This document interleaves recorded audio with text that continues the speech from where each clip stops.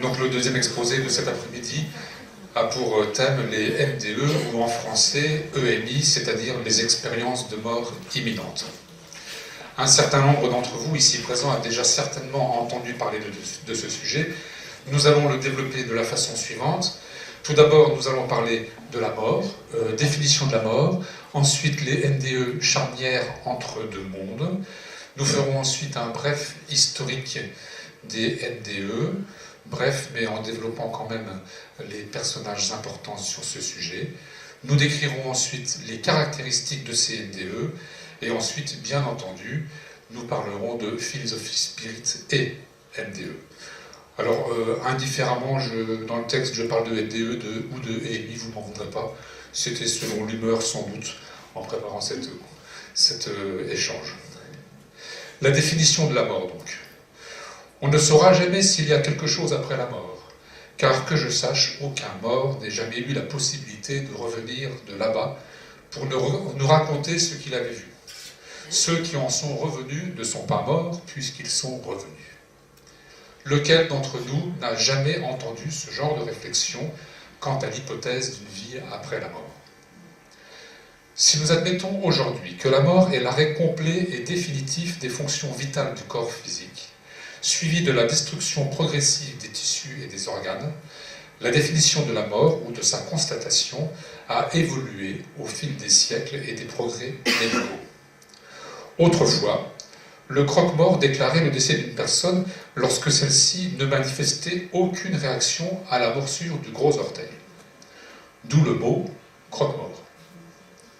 Plus tard, l'arrêt de la fonction respiratoire, constaté par l'absence de buée sur un petit miroir placé devant la bouche ou le nez, suffisait à déclarer le décès. J'ai connu cette période. Ensuite, plus près de nous dans le temps, l'arrêt des battements cardiaques était déterminant pour constater le décès, mais pas suffisant. Puisque l'on sait aujourd'hui que certains comas, certaines apnées prolongées, ou même certaines arythmies cardiaques, irrégularité du rythme, n'ont pas toujours pour conséquence directe le décès. Et donc, un certain nombre de personnes ont dû être enterrées vivantes dans ces conditions. Nous le savons, cela a été observé. Les traces de griffures d'ongles retrouvées sur les parois de cercueils sont là pour le prouver. Cela a d'ailleurs été constaté, par exemple, sur les cercueils provisoires confectionnés à la hâte pour les soldats américains morts pendant la guerre de Corée. C'est lors du transfert des corps pour une mise en bière définitive aux États-Unis que le phénomène a été constaté. C'est certainement entre le XVIIe et le XVIIIe siècle que les histoires d'enterrés vivants furent les plus atroces. À cette époque, la peur des revenants empêchait de porter secours aux malheureux qui se réveillaient dans leur tombe. Pire encore, il n'était pas rare que devant pareille situation, le boucher du coin devienne bourreau, car on lui demandait de planter un pieu dans le corps du soi-disant revenant et de lui trancher la tête. Voilà. Rassurez-vous, actuellement, le diagnostic de fin de vie est beaucoup plus rigoureux et la crainte d'être éventuellement enseveli vivant ne paraît plus justifiée, tout au moins dans nos contrées. N'allez pas mourir trop loin. Ceci étant exposé pour insister sur l'importance de la définition de la mort qui conditionne la définition de l'état de mort imminente. Donnons donc les définitions actuelles de coma, mort cérébrale, mort clinique, qui sont des situations différentes en termes de médecine. Le coma est une perte de conscience de plus de 6 heures pour des causes qui peuvent être diverses, pendant laquelle la personne ne peut être réveillée. La gravité va du stade 1, où la personne réagit à une stimulation douloureuse, jusqu'au stade 4, aussi appelé coma dépassé, qui est irréversible et correspond donc à l'état de mort cérébrale. La mort cérébrale ou encéphalique, correspond à l'arrêt définitif de toute activité électrique du cerveau, souvent caractérisée par un électroencéphalogramme plat. Comme le cerveau contrôle toutes les fonctions vitales, cet état est en général constaté sur une personne qui est donc placé sous respirateur artificiel. Lorsque ces conditions sont remplies, la réanimation est arrêtée, le respirateur débranché, sauf s'il y a un prélèvement d'organes que l'on peut réaliser entre-temps. La mort clinique, enfin, ou mort apparente. Le médecin constate qu'une personne est dans un état de mort clinique quand elle n'a plus d'activité musculaire spontanée, qu'elle ne respire plus et n'a plus de réflexe. Cet état peut être réversible grâce aux nombreuses techniques de réanimation cardiaque et respiratoire. Un petit mot du point de vue administratif. La mort ne peut être officiellement déclarée par le médecin que si 3 critères cliniques sont simultanément présents: absence totale de conscience et d'activité motrice spontanée, abolition de tous les réflexes du tronc cérébral, absence totale de ventilation spontanée.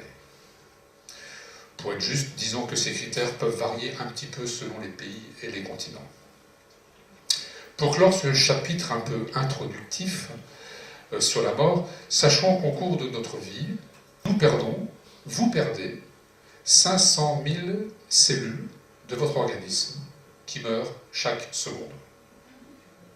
Chaque jour, environ 50 milliards de cellules sont remplacées dans notre corps, ce qui revient à un nouveau corps chaque année. Nous nous reconstruisons toujours et encore, et tous les ans, en gros, un homme nouveau. Ce serait bien, mais bon. Ainsi, la mort cellulaire est totalement différente de la mort du corps qui survient au bout du compte. Au cours de notre vie, notre corps change donc constamment, chaque jour, chaque minute, chaque seconde.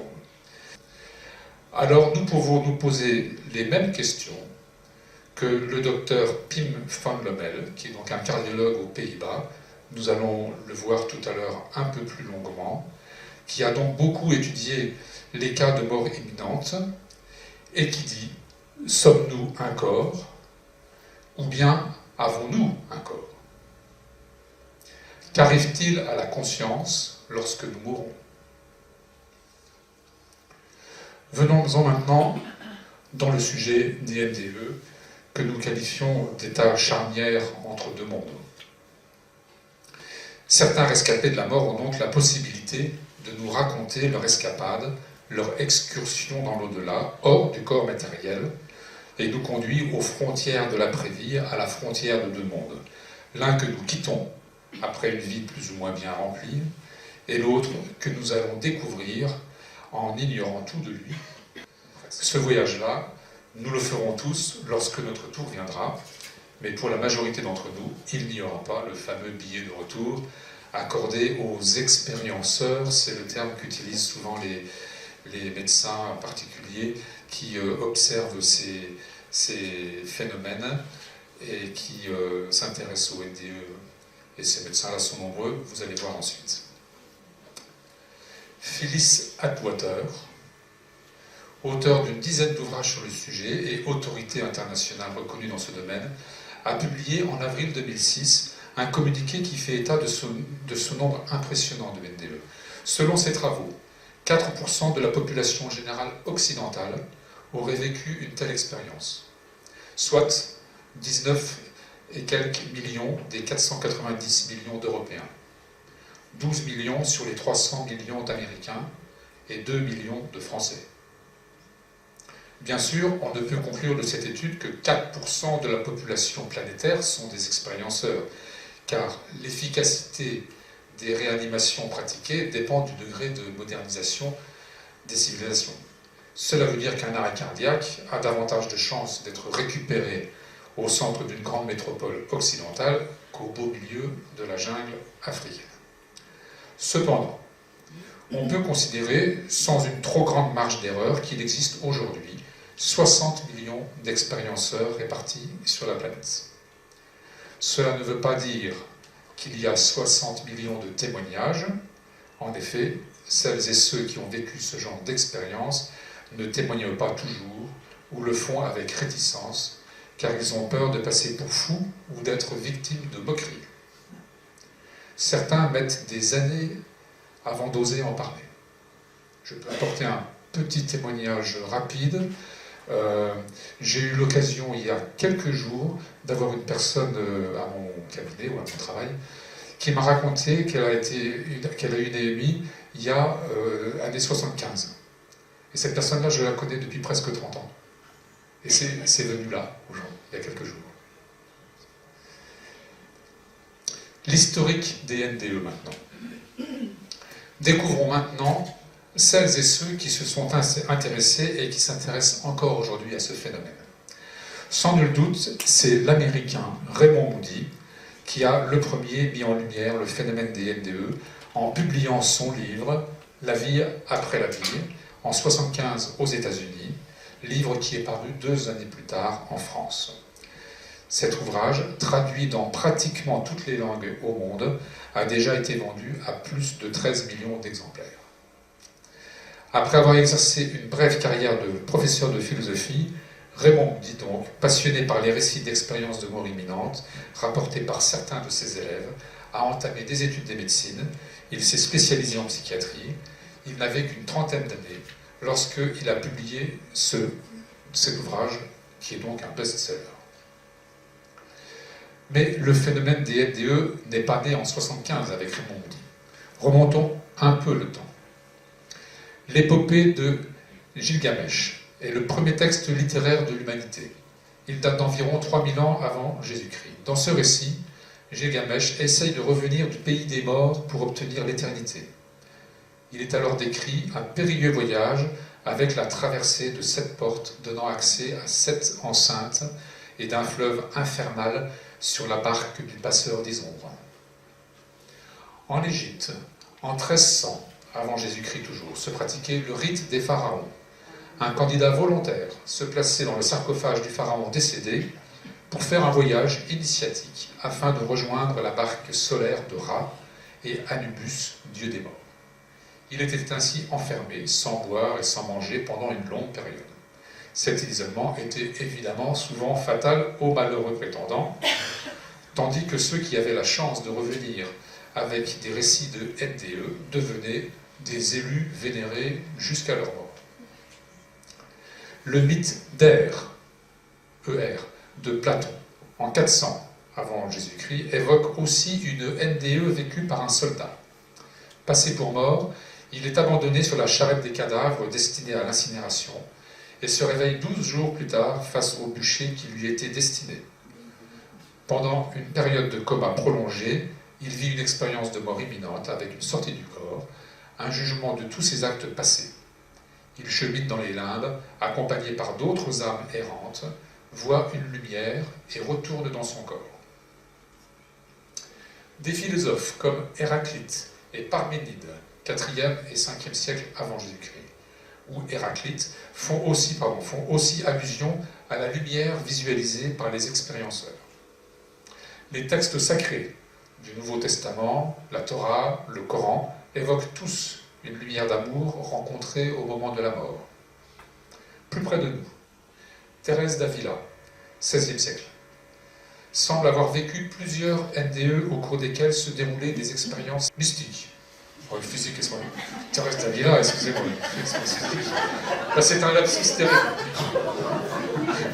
Je demande pardon à Thérèse d'Avila immédiatement. Ça, c'est de l'inconscient qui ressort.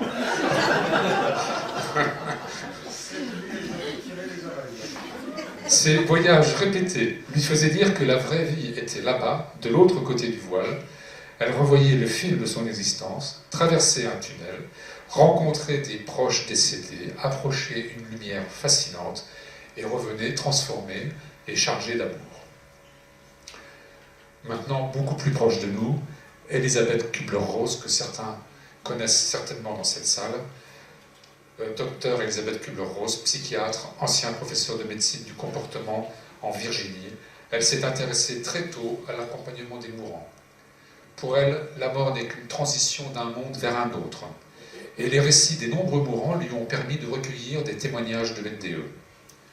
Critiquée par ses pairs, mais adulée par un public de plus en plus nombreux, chacune de ses conférences regroupait plusieurs milliers de personnes. Elle a continué sa croisade jusqu'au bout, avec le soutien de personnalités tels Martin Luther King, Mère Teresa, que nous voyons ici, ou Gandhi. Elle est décédée en 2004 à l'âge de 78 ans, après avoir édité de nombreux ouvrages traitant de la mort et de la façon dont elle doit être abordée. Raymond Moody l'admirait et se considère comme l'un de ses élèves. Venons-en maintenant à la période contemporaine. De nombreux scientifiques et intellectuels et théologiens, à la suite de Moody et de ses travaux, se sont intéressés donc au phénomène des NDE et ont écrit sur ce sujet. Citons-en quelques-uns.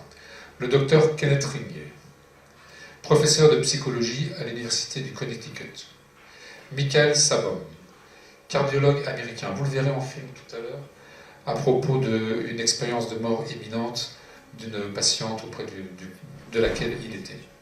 Michael Sabom, donc, a tout d'abord critiqué les travaux de Moody. Il fit une étude sur plus de 150 rescapés de la mort et ne put que constater la réalité du phénomène et inverser son premier jugement. Il a publié son premier livre en 1983. Bruce Grayson, en 83, professeur de psychiatrie dans le Connecticut lui aussi, ayant pris connaissance des travaux du collègue Kenneth Ring, il établit une classification des NDE fondée sur une série de questions que l'on appelle maintenant l'échelle de Grayson, qui permet de différencier les NDE authentiques des autres phénomènes de dépersonnalisation. L'anthropologue Evelyne Sarah Mercier a beaucoup contribué à la reconnaissance du phénomène des NDE en France. En 1987, elle a fondé l'IANDS, International Association for Near Death Studies. Ça, c'est un anglais terrible. Une association qui est le relais de celle de Moody aux États-Unis. Elle a dirigé la rédaction d'un ouvrage, La mort transfigurée, que vous voyez, qui sera édité en 1992 et qui reste encore aujourd'hui un ouvrage de référence sur les études des NDE. Sylvie Détiolaz, docteur en biologie moléculaire à l'Université de Genève. Elle est partie se perfectionner dans cette spécialité à Berkeley, en Californie. Elle y découvrit le phénomène des NDE en 1995. À son retour des États-Unis, elle a fondé en 1999 le centre Noesis à Genève, qui accueille et informe ceux qui ont vécu une NDE. Citons rapidement le docteur Melissa Morse, médecin pédiatre et urgentiste, qui a ciblé ses recherches sur les NDE chez les enfants. Je n'ai pas trouvé de photo. Le docteur Maurice Rawlings, cardiologue, qui s'est intéressé particulièrement aux NDE négatives. Nous en parlerons tout à l'heure. Le docteur Jean-Pierre Jourdan, médecin généraliste français, qui a recueilli pendant près de 20 ans des témoignages sur les NDE. Il est directeur de recherche à la susnommée IANDS. En France, citons également le docteur Jean-Jacques Charbonnier, anesthésiste réanimateur à Toulouse, auteur d'ouvrages sur le sujet, dont l'épreuve scientifique d'une vie après la vie. Voilà, je vous ai mis la couverture. Nous l'avons rencontré et il est venu faire une conférence sur ce même sujet à notre invitation, ici même. Arrêtons-nous un peu plus longuement maintenant sur Pim van Lommel et nous terminerons avec Sam Parnia. Pim van Lommel. Il est bon. Il est un cardiologue néerlandais qui a mené une étude très rigoureuse sur donc les NDE, étude publiée dans la revue médicale anglaise The Lancet. Lancet, c'est une revue de référence dans le milieu scientifique médical, une revue avec comité de lecture. Ne passe dans cette revue que ce qui est considéré comme étant, si je puis dire, valable. Donc c'est déjà éminemment critiqué avant de pouvoir arriver à publier dans cette revue. Ça fait véritablement référence. Son étude, intitulée « EMI après un arrêt cardiaque », a été publiée en 2001. Il explique avoir sélectionné des patients qui ont survécu à un arrêt cardiaque car il s'agit d'une situation médicale critique bien décrite dans laquelle les patients risquent de souffrir de dommages irréversibles au cerveau si une réanimation cardiovasculaire n'est pas engagée dans les 10 minutes. C'est le modèle, dit-il, je le cite, le plus proche du processus de la mort. Cette étude est une référence sur le sujet. Très rapidement, 344 cas ont été retenus. 62 ont présenté une EMI, 21 superficielles, 41 profondes, donc 8% de profondes. Il n'y a pas de corrélation entre la longueur de l'arrêt cardiaque et la profondeur de l'EMI. Ça n'est pas parallèle. Aucune corrélation ne peut être établie entre l'administration de drogue, les produits utilisés pendant la réanimation, et le déclenchement de l'EMI. Ça, c'est un point très intéressant pour la critique, dirons-nous. Face aux conceptions fondées sur le maintien d'une activité cérébrale non mesurable, ou sur des phénomènes neurophysiologiques encore inconnus, il s'interroge, M. Pim von Lommel, sur le lien existant entre la conscience et le cerveau. Il ne nie pas l'activité cérébrale habituelle du cerveau, bien entendu. Il note que la conscience subsiste à un niveau différent. Écoutons-le. We have to change our ideas about where consciousness comes from. And where you believe that consciousness is a product of the brain, it's impossible. So for me, the brain has a function of a transceiver. It receives information from consciousness and it sends information from our senses and body to our consciousness. It is a transceiver, it's an interface function. So the brain makes it possible, but facilitates the experience of waking consciousness when we are awake. But consciousness itself is not localized to the body and to the brain. It's not local, which is when people tell us about their experience of an enhanced consciousness and they have a life review of, let's say, during car arrest of 2 minutes, they can talk for hours to days about what experience, because there's no time and no distance during this experience. You have each thought you ever had is kept, each word you've said and each act you've done with the influence on oneself or other you perceive. So this consciousness is in a dimension without time and space, and everything is connected. And this is what you call non-locality. So this is what I call non-local consciousness. Il est intéressant. Hein. Quelques mots maintenant à propos de Sam Parnia. Southampton, en Angleterre, médecin spécialisé dans les soins intensifs, qui a publié une étude récente en 2014 sur 2060 patients, dont les résultats révèlent que près de 40% des survivants ont décrit une sensation étrange de conscience alors qu'ils étaient en état de mort clinique.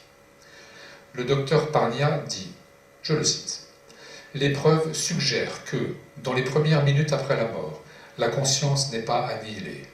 Nous ne savons pas si elle s'estompe ensuite, mais directement après la mort, la conscience n'est pas perdue. Et encore, nous savons que le cerveau ne peut pas fonctionner quand le cœur a cessé de battre. L'état de conscience semble s'être poursuivi durant les 3 minutes où le cœur du patient avait cessé de battre, alors que le cerveau s'éteint généralement dans les 20 à 30 secondes après que le cœur a cessé de battre.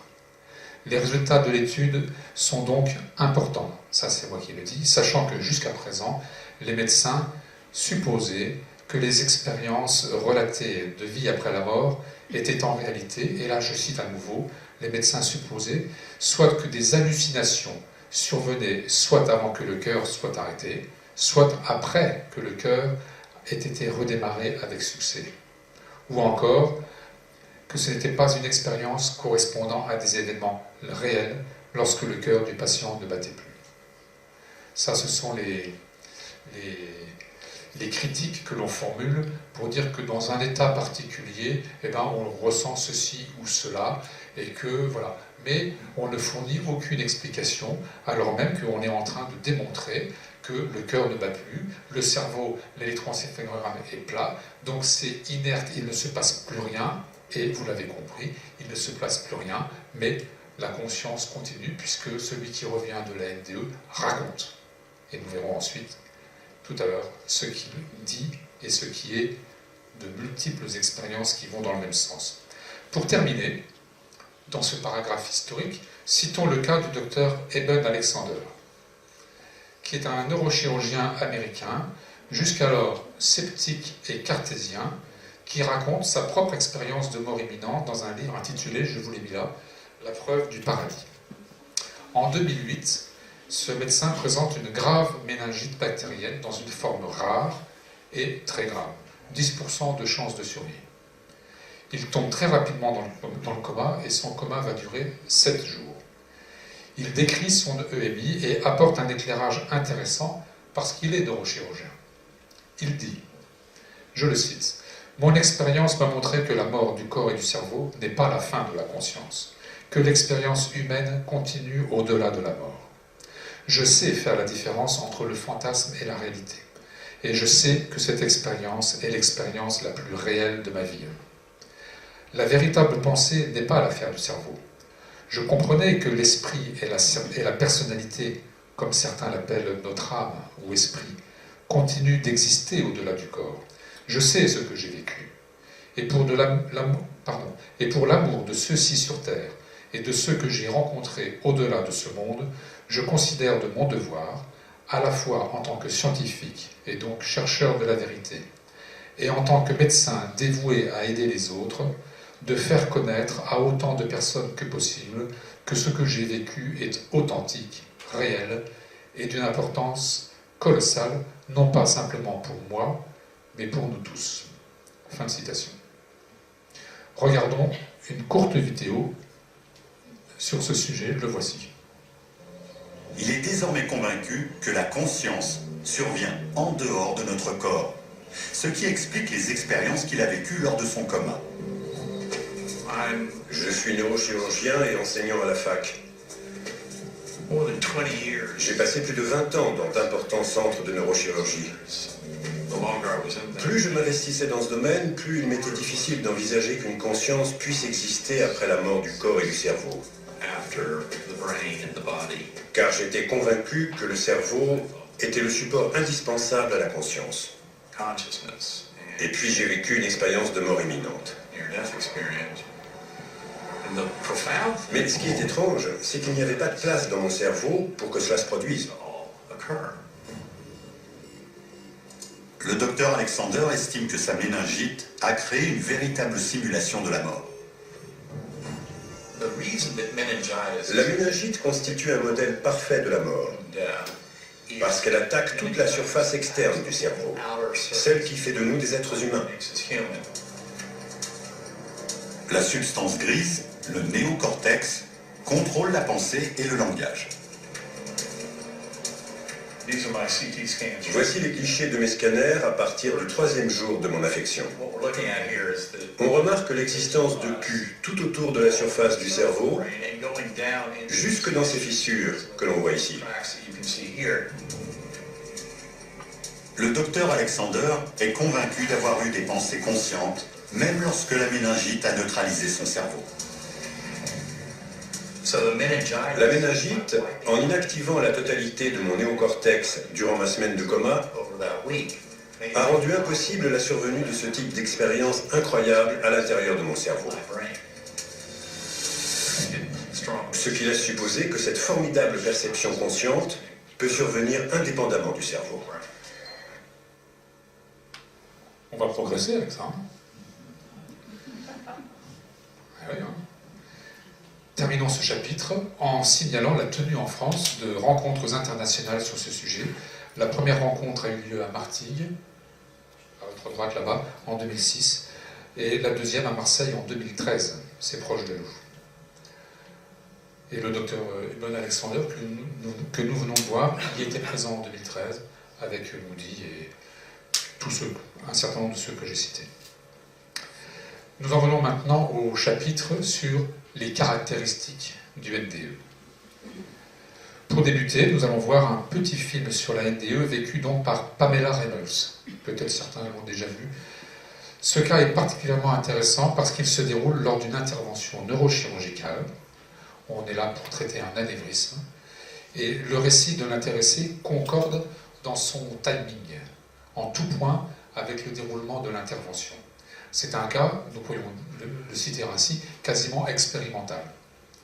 Alors voyez ce film un tout petit peu plus long. Neurochirurgie, Phoenix, Arizona, 1991. Préparation de la salle d'opération pour une intervention délicate. Il s'agit d'enlever un anévrisme, la malformation d'une artère, dans le cerveau de la patiente. Pas une goutte de sang ne doit circuler dans le cerveau durant l'intervention, soit pendant une demi-heure. Mais déjà au bout de 8 minutes, le cerveau serait détruit. Pour gagner du temps, on place le corps en hibernation à 15 degrés 5. L'activité électrique du cerveau est surveillée, de même que ce qui se passe dans le tronc cérébral. 2 heures après le début de la narcose, la scie à trépaner ouvre le crâne. Après 4 heures, le cœur s'arrête, le corps est vidé de son sang. Les tracés électroencéphalographiques tombent à 0. J'ai entendu un bruit mécanique. Ça m'a fait penser à la fraise du dentiste. C'était comme si le bruit me poussait et finalement, je suis sortie par le haut de ma tête.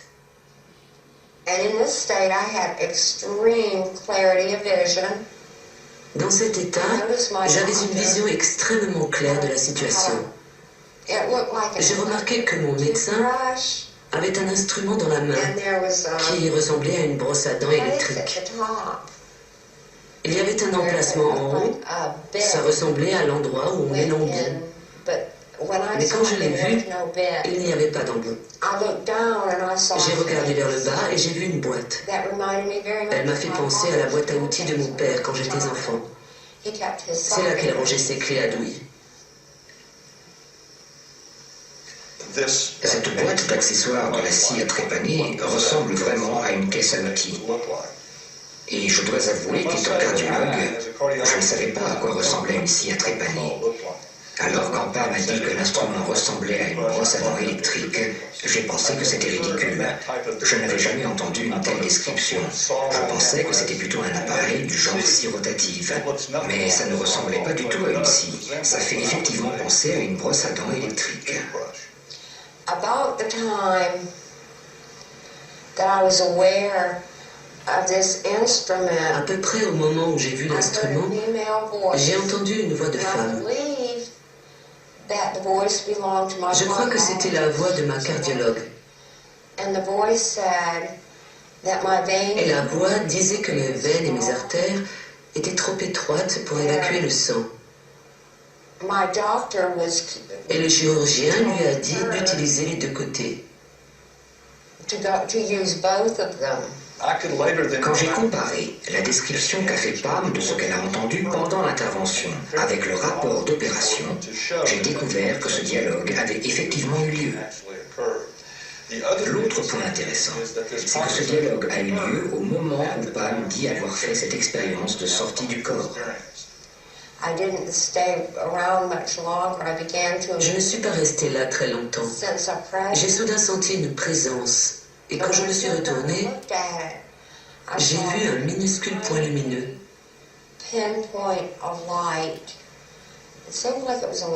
Il semblait très très éloigné. Et quand je m'en suis approchée, j'ai entendu ma grand-mère m'appeler. Je suis aussitôt allée vers elle et elle m'a gardé tout près d'elle. Et plus je me rapprochais de la lumière, plus je commençais à voir des gens que je reconnaissais. J'étais impressionnée par le fait que ces gens avaient l'air merveilleux. Ma grand-mère n'avait pas une apparence de vieille femme. Elle était radieuse. Tout le monde avait l'air jeune, sain et fort. Je dirais volontiers qu'ils étaient de la lumière, comme s'ils portaient des vêtements de lumière, ou comme s'ils étaient faits de lumière.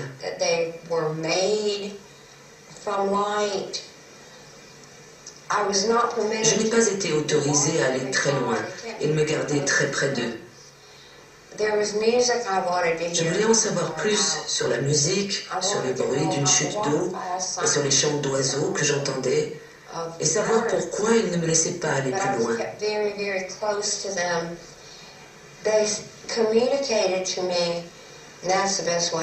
Ils ont communiqué avec moi. Je n'ai pas d'autres mots pour exprimer cela. Parce qu'ils ne parlaient pas comme vous et moi. When they thought I heard, Ils pensaient et j'entendais. they wouldn't let me go into the light. Ils ne voulaient pas que j'entre dans la lumière. That if I went Ils disaient que si j'allais trop loin, they would be unable ils ne pourraient plus me relier à mon moi physique.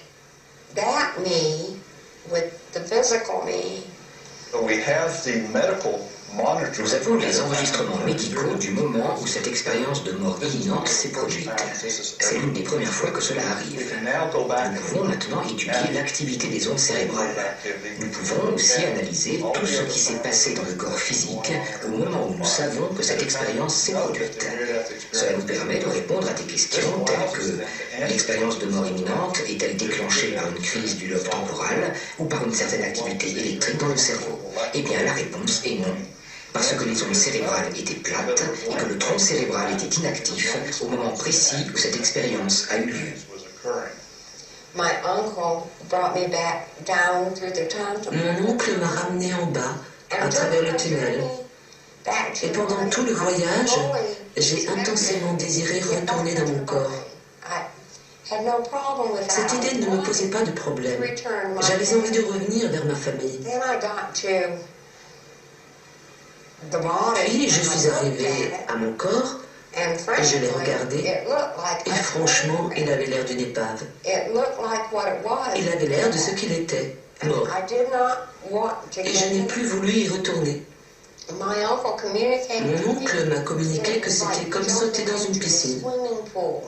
Vas-y, saute dans la piscine. Mais j'étais toujours réticente à le faire. Et puis, il s'est passé quelque chose que je ne comprends toujours pas aujourd'hui. Il a accéléré mon retour dans le corps en me donnant une sorte de coup, comme quand on pousse quelqu'un dans la piscine. Et quand j'ai touché le corps, c'était comme si j'étais tombée dans un bassin d'eau glacée. Et je ne m'oublierai jamais. Mon corps a fait comme ça. Ce qui est intéressant dans cet exemple-là, c'est qu'il y a énormément d'éléments que vous allez retrouver un petit peu au fil de l'exposé et qui sont ici un peu condensés. Lorsque nous lisons ou écoutons tous ces récits sur l'après-vie, nous constatons d'emblée que bien qu'aucune NDE ne se ressemble, la même séquence événementielle donc se retrouve quelles que soient les cultures, les religions, les philosophies, les milieux socio-culturels, les âges ou les sexes. À peu de choses près, les expérienceurs ont tous effectué le même voyage. Faisons donc avec eux ce voyage aux confins de la mort et découvrons les points communs de ces récits qui nous permettent d'affirmer que nous sommes face à une NDE. Nous allons donc parler successivement de la sortie du corps, la télépathie, voilà, je vais un peu vite, la rétrocognition, la paix et l'absence de souffrance, le tunnel, la lumière, l'amour inconditionnel, l'omniscience,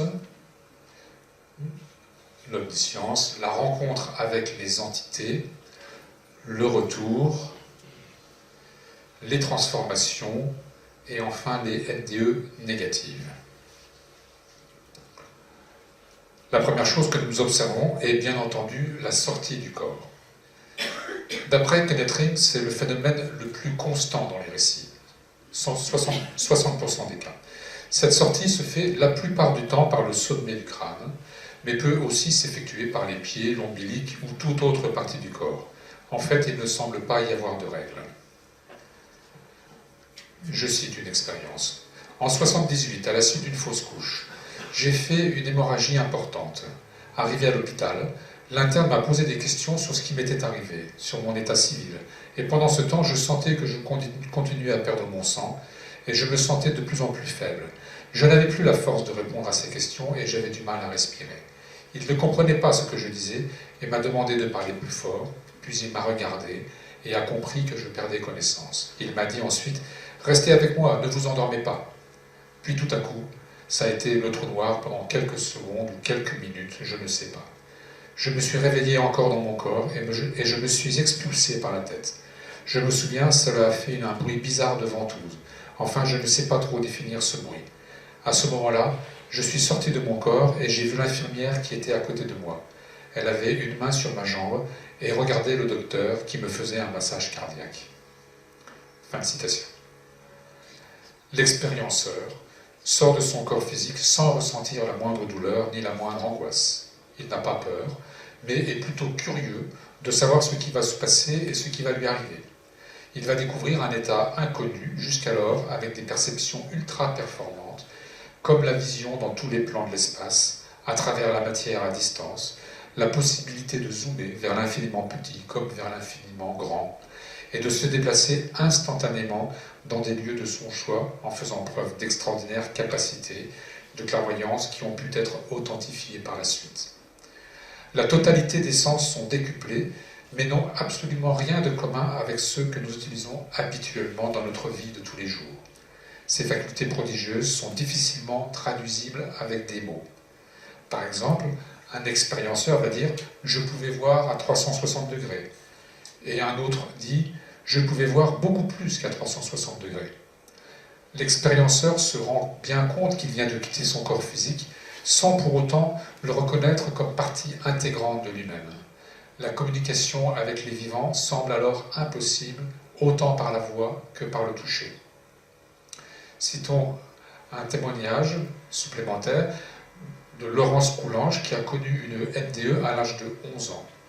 On y retrouve le trouble ressenti devant l'impossibilité de pouvoir dialoguer avec les vivants. Je cite. « Durant des vacances chez ma grand-mère, en compagnie de ma jeune sœur âgée de 9 ans, j'envisageais l'escalade intempestive du moulin familial. Les bonnes idées défilent chez les enfants, n'est-ce pas? Après une bonne ascension, sans surveillance, mon pied glissa dans un interstice du mur de pierre, entraînant une chute de 4 mètres.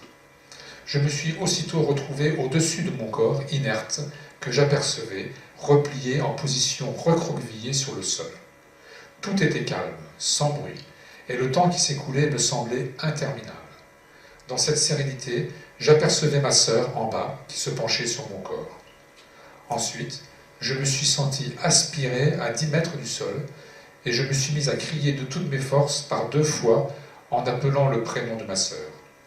Je n'ai réalisé l'état de séparation avec mon corps qu'au moment où j'ai crié « Viens me chercher ». J'ai compris qu'elle ne m'entendait pas et que ma voix était séparée de mon corps physique. Je ne me situais pas à l'endroit où je voulais qu'elle vienne me chercher. Et à ce moment-là, ma volonté si forte me fit rejoindre mon corps. Cette dissociation fut surprenante et inconnue. Je me demandais qui m'avait permis de revenir. Je bougeais tout doucement. J'avais chuté au milieu des herbes et avec beaucoup de lenteur. Je touchais ma tête posée sur une pierre de 20 cm de hauteur. Mon énergie habituelle était amoindrie.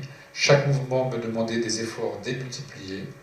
Puis, au bout d'un certain temps, je réussis à me lever avec peine et à rejoindre ma sœur pour lui parler. Je pensais hurler et je n'ai entendu sortir de ma bouche qu'une phrase à peine audible. « Je t'ai appelé !» Ce à quoi elle m'a répondu « Non, je ne t'ai pas entendu. » Cette expérience surprenante, je ne l'ai pas encore partagée, mais elle m'a laissé la certitude que l'esprit a une force importante et que nous sommes composés d'un ensemble d'éléments corporels et incorporels. Fin de citation. La télépathie. Alors, on en a parlé pas mal tout à l'heure. Je serais presque prêt à sauter le paragraphe. Je vais passer un petit peu sur les définitions. L'expérienceur a donc la possibilité de deviner les pensées de son entourage au moment où il est sur le point de passer de vie à trépas. La plupart du temps, les personnes présentes sont donc une équipe médicale, médecins, infirmières. Voici quelques extraits de témoignages. Le chirurgien pestait de voir qu'il n'arrivait pas à contrôler l'hémorragie. Il pensait que son aide opératoire manquait d'expérience pour pouvoir l'aider correctement. Et moi, l'expérienceur, pendant ce temps, je saignais comme un bœuf. L'anesthésiste faisait mon massage cardiaque sans conviction, bien qu'il n'en disait rien à personne. Il ne pensait pas me sortir de là. Dans sa tête, l'urgentiste disait « Merde, on la perd, elle me file entre les doigts. » Et donc, elle a perçu ce que personne ne disait dans le bloc opératoire. Autre témoignage, entre le patient revenu à lui, qui donc va raconter, et le médecin. « Heureusement que vous étiez là pour éviter que je m'étouffe, docteur. Sans vous, je ne serais plus de ce monde. » Ah, l'infirmière vous a raconté ce qui s'était passé avec votre sonde? cette sonde d'intubation bouchée, demande le médecin. Non, non, personne ne m'a rien dit. Je me souviens de tout, vous savez, enfin de presque tout. En fait, je ne voulais pas me suicider, je voulais juste dormir un peu. C'est beaucoup de comprimés pour juste dormir un peu, comme vous dites, dit le médecin. Dites-moi, comment savez-vous ce qui s'est passé avec votre sonde bouchée? Eh bien, c'est moi qui vous ai demandé de m'aspirer. Vous le savez très bien. Mais qu'est-ce que vous racontez? Vous étiez dans le coma, et donc dans l'impossibilité totale de pouvoir communiquer avec quelqu'un. Peut-être, mais moi, je vous dis que j'entendais tout et que je voyais tout. Je pensais très fort, il faut m'aspirer, docteur, il faut m'aspirer vite, je suis en train de m'asphyxier. Et heureusement que vous m'avez écouté. Et effectivement, c'est bien les phrases précises que le médecin avait eu en pensée à ce moment précis. Il est un autre phénomène que les médecins ont pu observer à l'écoute des témoignages des expérienceurs. Il s'agit donc de la rétrocognition. C'est la capacité de pouvoir se souvenir de toute sa vie dans les moindres détails. Cela est constaté dans de nombreux récits. L'expérienceur fait son autocritique, là où les actions vécues, qui peuvent a priori paraître insignifiantes, prennent alors toute leur véritable valeur. 2 témoignages très rapides. J'avais complètement oublié qu'en classe de CM1, j'avais rempli le sac des colis de ma voisine de gros cailloux pendant la récréation. C'était une mauvaise action. Et j'ai vécu la peine que je lui avais causée comme si c'était à moi que l'on avait joué ce vilain tour. J'ai compris tout le mal que je lui avais fait. Et on m'a fait comprendre que ce n'était pas bien. Mais sans me gronder, sans m'accabler ou me culpabiliser. Il y avait beaucoup d'indulgence, beaucoup d'amour dans ce que je recevais. Et encore, j'étais en face de ma vie, en face de mes bonnes et de mes mauvaises actions. Et je voyais ce qui était bien, et je voyais ce qui était mal. Et je me disais, ça y est, je sais maintenant ce qui est le bien, ce qui est le mal. Je sais ce qu'il faut faire pour faire le bien. Et je savais que j'allais revenir pour faire mes preuves. Il n'empêche, j'ai visualisé mes 42 années d'existence à une vitesse incroyable. En un clin d'œil, j'ai tout vu, tout, absolument tout, rien ne manquait. Ensuite, la paix et l'absence de souffrance. Des patients victimes d'un arrêt cardiaque témoignent de l'absence de souffrance et éprouvent un sentiment très vif de paix et de bien-être. Voici le témoignage en quelques lignes de Carl Gustav Jung, dont nous avons parlé dans la conférence précédente, donc théoricien de la psychanalyse, qui a lui-même vécu une NDE donc, en 1944 suite à une crise cardiaque. Il dit « Ce qui arrive après la mort est d'une gloire si indicible que notre imagination et nos sentiments ne peuvent suffire à la concevoir, même de façon approximative. Quant à la beauté et à l'intensité du sentiment pendant les visions, on ne peut s'en faire aucune idée. Je n'aurais jamais pensé qu'une telle béatitude soit possible. » Fin de citation. Venons-en au tunnel. Tout le monde en a entendu parler, je pense, maintenant. C'est l'une des étapes de DMDE. Il faut toutefois préciser que les séquences événementielles précédemment citées peuvent arriver soit avant, soit après le tunnel. Lorsque ce moment arrive, l'expérienceur se sent aspiré, attiré, avec une force invincible et à une vitesse incroyable dans une spirale obscure, un cylindre, un puits de pénombre, un couloir bordé de pavés sombres et humides, un endroit tout noir comme une immense nuit très noire, ou encore un tourbillon bleu-noir piqueté de scintillements dorés. Tout cela, ce sont des qualificatifs recueillis dans des NDE. Témoignage. C'était tout noir à l'intérieur, mais je distinguais quand même des cercles, et je me déplaçais à une allure incroyable. Il ne faisait ni chaud ni froid. J'avais les bras le long du corps, je nageais en plein bonheur. Fin de citation. Nous constatons que le vocabulaire employé est variable, mais il s'agit bien de la même expérience vécue, à savoir un passage extrêmement rapide dans un trou obscur. Au cours de cette phase, certains décrivent un silence absolu, tandis que d'autres, au contraire, entendent des chants religieux, des liturgies, des chorales, des carillons. En tout cas, si perception auditive il y a, elles sont la plupart du temps agréables et mélodieuses. Même si le tunnel n'est pas omniprésent dans tous les témoignages des expérienceurs, Selon l'étude de Kenneth Ring, 23%, ce tunnel symbolise à lui seul toute l'expérience des NDE, comme le démontre l'ascension vers l'Empyrée, que vous voyez ici, peinture célèbre de Jérôme Bosch, où des anges accompagnent des défunts s'envolant vers une lumière en passant dans un immense tunnel. Alors venons-en à la lumière, qui resplendit au bout du tunnel et éclaire l'étape suivante dans laquelle les expérienceurs rencontrent l'amour inconditionnel et l'omniscience. C'est aussi dans la lumière que des rencontres se font avec des anges, des guides, des défunts, bref, des entités, dirons-nous. L'amour inconditionnel maintenant. L'amour décrit n'a rien de commun avec l'amour terrestre. Il n'est pas exclusif, bien au contraire. Il repose sur le partage et le don. Il est immense et d'une densité jamais égalée sur Terre. Il est reçu comme le plus beau des cadeaux car il est donné sans que soit attendu un quelconque retour. Il est inconditionnel. Il suffit d'écouter quelques témoignages pour en comprendre le caractère. Je cite quelques extraits. Un amour infini émanant d'une source divine. Je n'ai jamais connu ça avant, j'étais baigné dans un océan de bonté. Et quand je suis rentré dans cette lumière d'amour, je suis moi aussi devenu amour. Je sais maintenant que de l'autre côté, tout est amour. La lumière m'a enveloppé, elle était très forte, mais n'éblouissait pas. Elle était très chaude, mais ne brûlait pas. Elle m'aimait, me parlait par la pensée, et moi je faisais comme elle. Et encore. Je croyais savoir ce qu'était l'amour, puisque j'aime profondément mon mari et mes 2 filles. Mais ce que j'ai connu là, au contact de cette lumière, n'a absolument rien à voir avec ça. C'était bien plus fort que n'importe quel amour terrestre. Et Dieu sait pourtant à quel point j'adore ma famille. L'omniscience.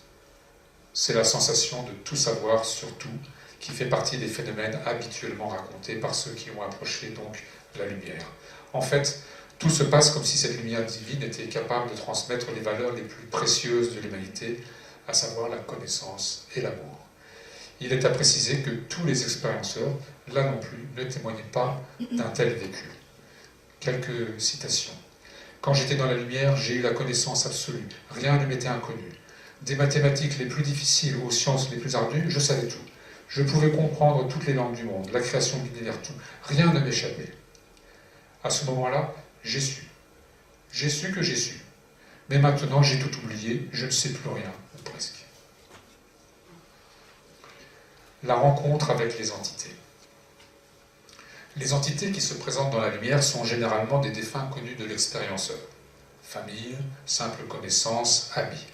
Elles communiquent par télépathie en conseillant le retour à la vie terrestre après avoir délivré des conseils sur la façon de se comporter sur Terre ainsi que des messages d'amour. Voici ce que dit une grand-mère à sa petite fille.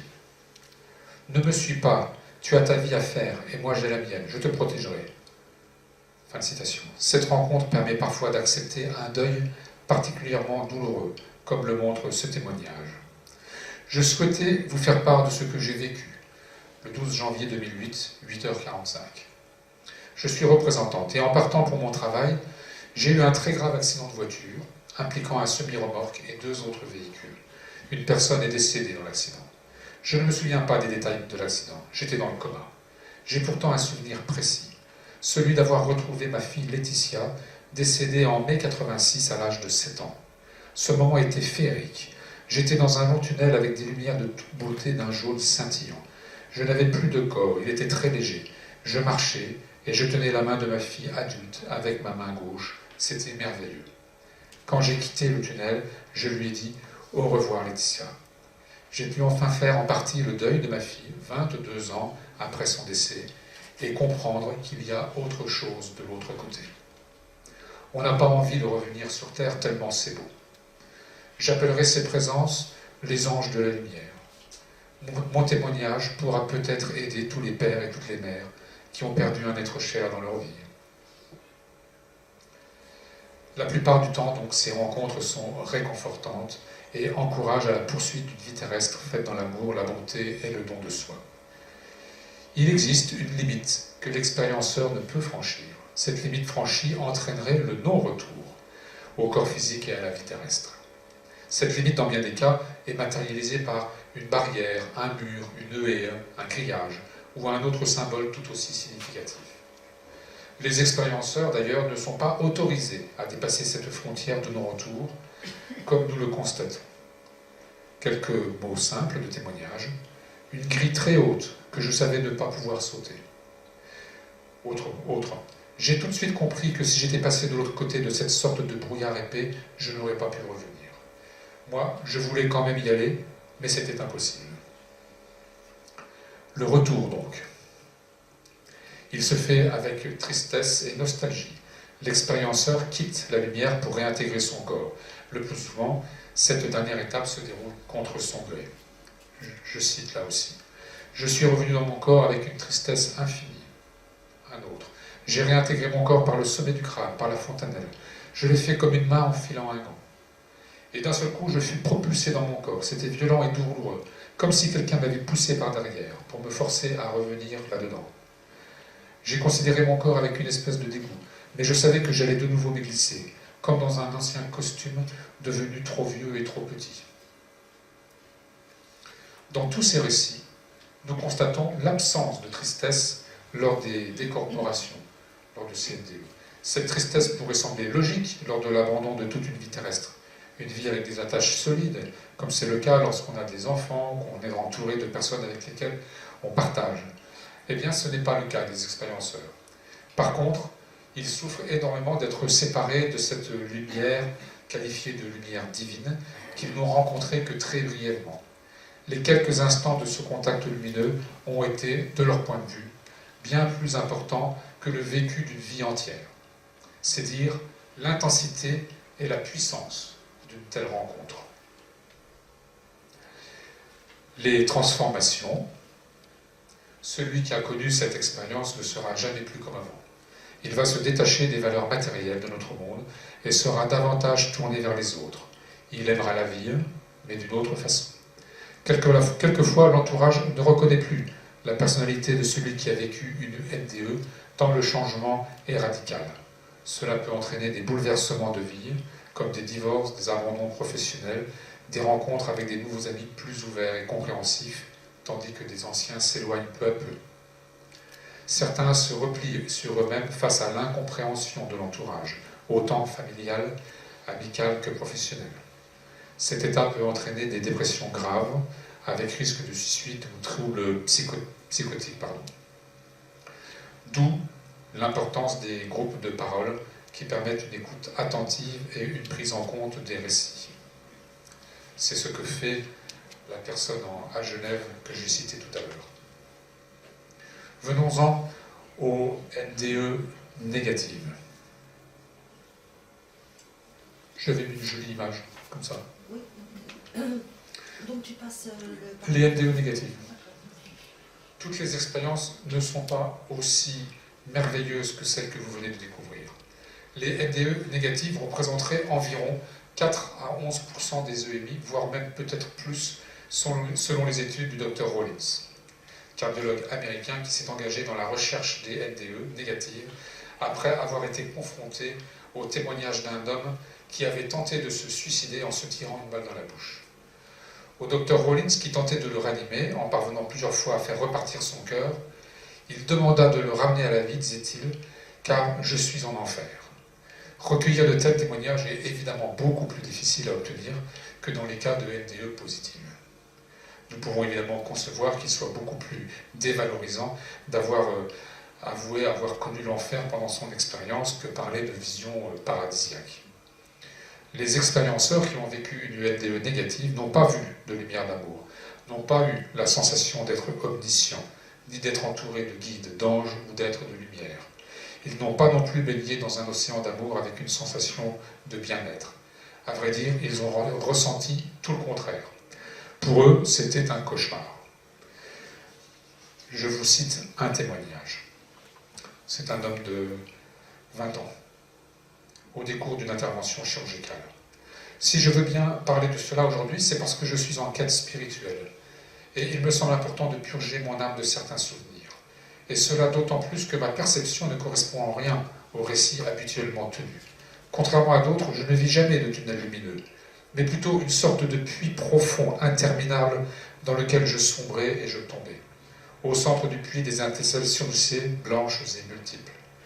Ensuite, je devais me retrouver dans ce qui me semblait être l'enfer.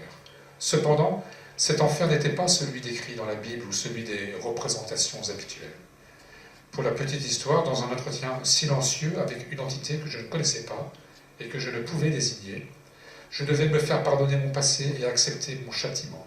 Je vis ma grand-mère décédée quelques mois plus tôt assise, avec un prêtre en soutane à ses côtés. Le père aurait accepté de me recevoir, mais ma grand-mère me dit de partir, car mon heure n'était pas encore venue. Puis, je n'ai plus rien vu. Ce qu'il faut surtout retenir de ces NDE négatifs, c'est que la majorité de ceux qui les ont vécus et qui y survivent en font plus tard une expérience positive avec les mêmes conséquences que ceux qui vivent une NDE classique, à savoir modification des valeurs. Ils vont se détacher eux aussi de l'aspect matériel des choses et se tourner vers les autres. Ils n'ont plus peur de mourir. Ils savent que la vie ne s'arrête pas au moment de la mort et que l'après-vie existe. Ils continuent de profiter de la vie et de chacun de ces instants. Ils savent désormais que l'amour est la valeur essentielle de la vie. De plus, ces expérienceurs sont persuadés qu'ils ne connaîtront plus jamais du NDE négatif, car ils ont compris comment il fallait se comporter sur cette planète pour éviter une après-vie aussi douloureuse que terrifiante. Cette façon de percevoir les choses après une NDE négative se retrouve dans de nombreux témoignages. Ils ont vu ce qu'ils appellent l'enfer et on leur a montré un petit aperçu pour qu'ils modifient leur comportement. Disons qu'il s'agit d'un avertissement de l'au-delà, c'est comme ça qu'ils le disent, pour changer avant qu'il ne soit trop tard. Alors de tout ce que nous venons de décliner, nous allons faire, si je puis dire, le joint avec le spiritisme. Que nous apprend le spiritisme au regard de toutes ces expériences vécues et de tous ces témoignages? Il nous apporte un éclairage supplémentaire quant à l'étude de ces phénomènes. L'incursion d'un humain incarné dans l'au-delà n'est pas en réalité un événement exceptionnel, car inconsciemment, l'esprit de tout être humain s'extériorise naturellement du corps durant certaines phases du sommeil. Alors je vais m'interrompre un instant, si vous me le permettez, ici, parce que le chapitre que je décline maintenant, nous l'avons abordé pendant le débat sur les sorties astrales. Et ce que nous avons dit, c'est exactement ce que je dis là. J'imagine bien que vous n'en doutiez pas. Donc, on va le passer. Donc, on va se retrouver à, si tu veux bien, la diapo où je mets les paragraphes que nous allons développer rapidement maintenant. Voilà. Ça, c'était pour évoquer les sorties astrales.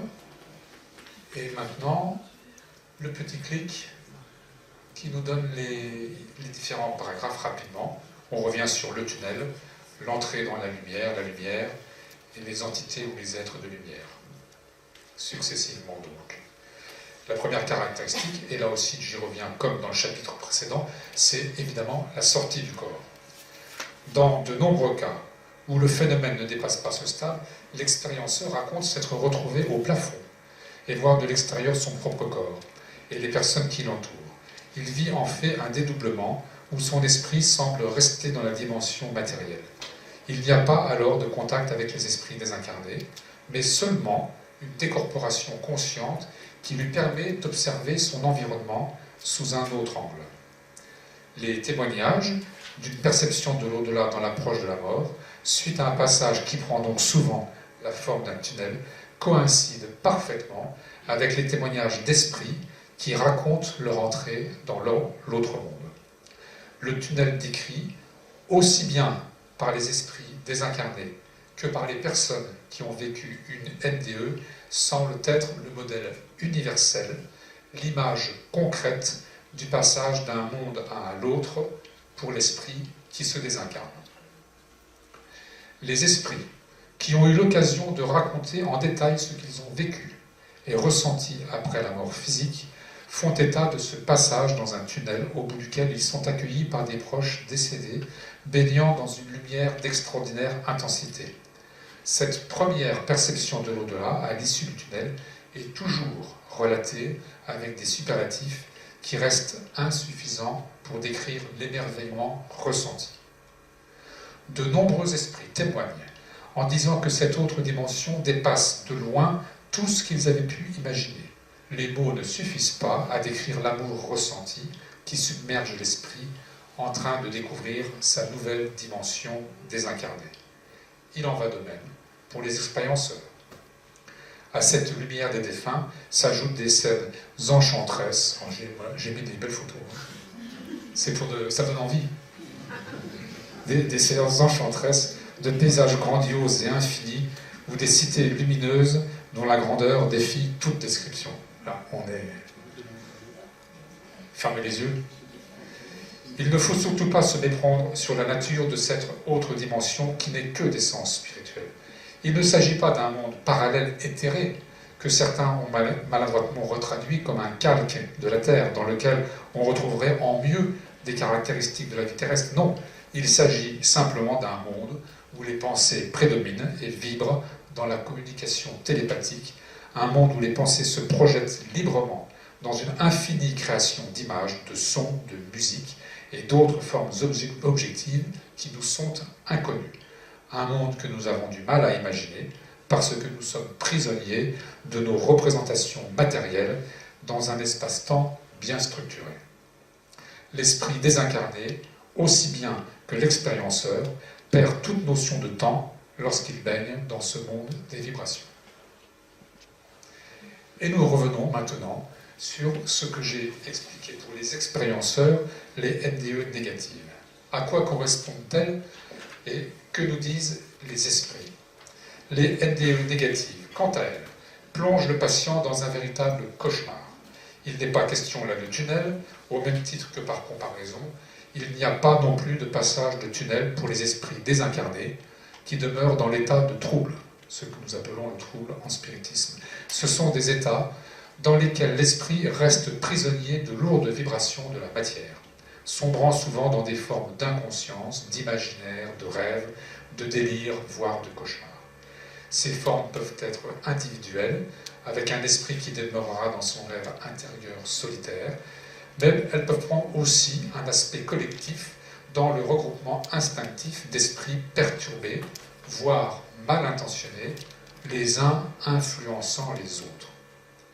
C'est très certainement ce qui se produit donc lors des NDE négatives, où les expérienceurs racontent avoir eu une frayeur indicible causée par des présences qu'ils ressentent comme sarcastiques, méchantes ou monstrueuses.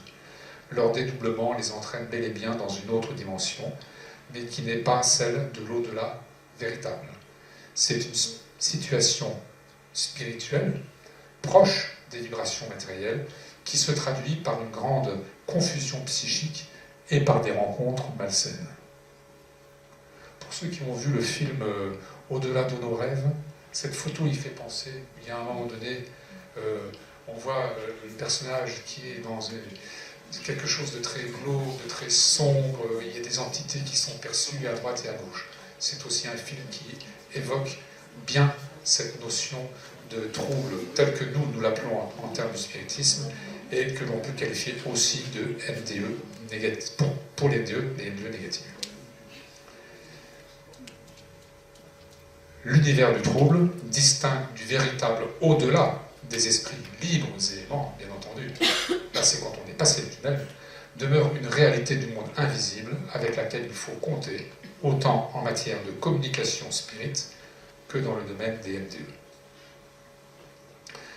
Rapidement, concernant cette lumière indescriptible, il y a une constante qui s'applique à tous les cas. Les personnes, vous l'avez compris, ressentent un amour extraordinaire qui émane de sa lumière et des êtres qui savent se fondre en elle.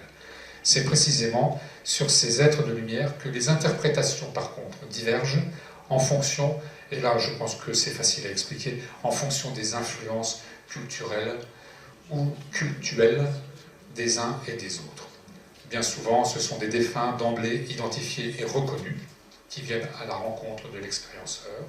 Dans ce cas, il n'y a pas d'ambiguïté, nous sommes dans une configuration identique à celle de l'esprit décédé qui rejoint son au-delà. En revanche, certaines personnes parlent d'êtres de lumière qu'ils assimilent à des anges, des êtres qui cependant n'ont pas d'ailes, mais gardent une apparence humaine, ou bien qu'ils ne sont pas précisément perçus visuellement, mais simplement ressentis en tant que présence amoureuse.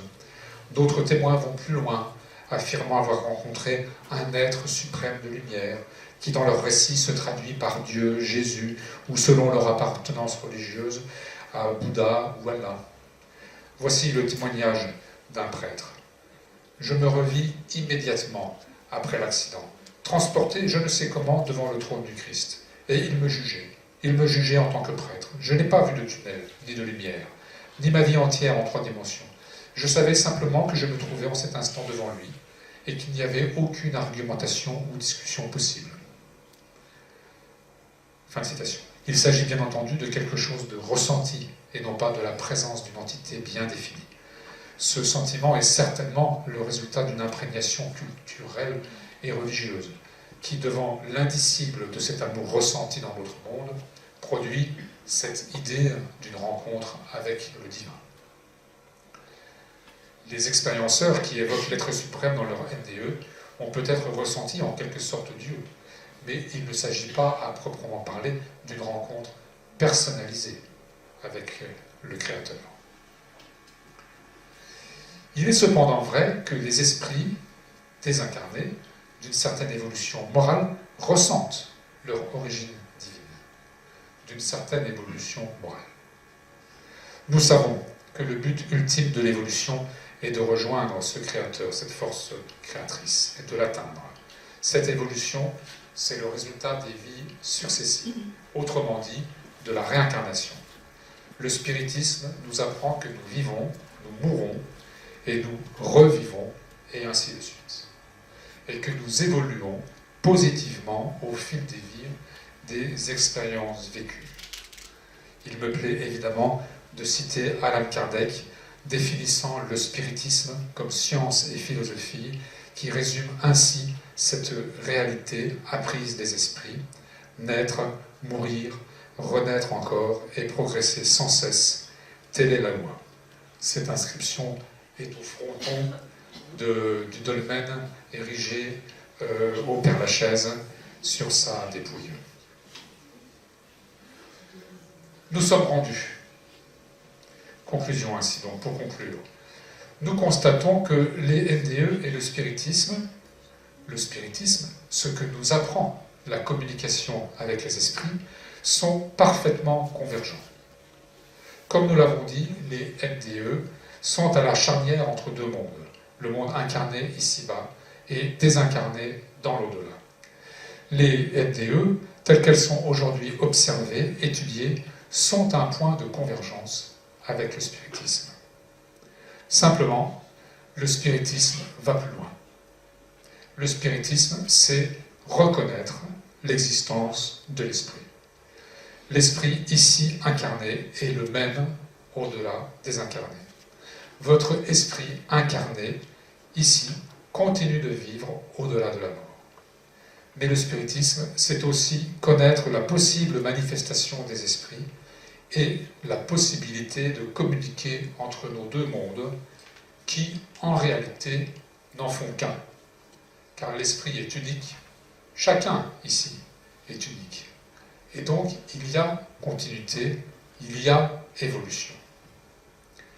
Étudier les NDE, comme nous l'avons vu tout au long de cet exposé, relève d'une science d'observation. De Moody à Frank Pimmel, il s'agit bien de cela. Le spiritisme n'est pas différent.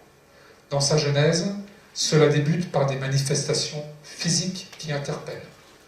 De quoi s'agit-il?